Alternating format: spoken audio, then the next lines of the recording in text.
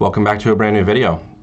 Since we discussed pawns in the previous video, the next pieces we'll want to take a look at are the bishops. As a reminder, bishops are going to start here on f1 and c1 for white, which I'm now highlighting, and f8 and c8 for black. You will see that you will always have one light square bishop and one dark square bishop, which I'm now also highlighting for both the white and black pieces. These pieces are always going to stay on that color, being the light square or the dark square. Bishops are able to move diagonally as many squares as are open in any direction, but cannot move through another piece. Since they have the ability to move so many squares in one move, they can be very powerful from a distance. Really, their range is what makes them most unique. As you can see from the starting position, your bishops are always blocked by pawns, so to get them involved, you'll need to move at least one pawn. Similar to how we talked about pawns working together in the previous video, moving a pawn off its starting position so that a bishop can move off the back rank is another example of coordinating your pieces early on in the game, which is extremely important in chess. An example of how to get your light square bishop involved in the game as white can be to move your e-pawn, so for example pawn to e4. And now we'll see that this light square bishop can move onto any of the squares that I'm highlighting.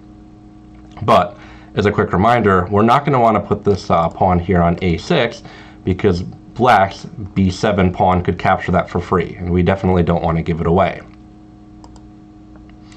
Another example of how to get your light square bishop involved in the game is to move your g-pawn from g2 to g3. So we'll go back, play pawn to g3, and then we would put the bishop here on g2. And we're going to refer to this as fianchettoing. And that is when you put your bishop of either color on the long diagonals, which I'm highlighting off of the starting position. So all of these squares are in that diagonal. And if we were to do the same with our dark square bishop, move it to here, we'd be able to see all of these squares in the diagonal. Fianchettoing can be very powerful because it puts the bishop on a long diagonal, giving it long range.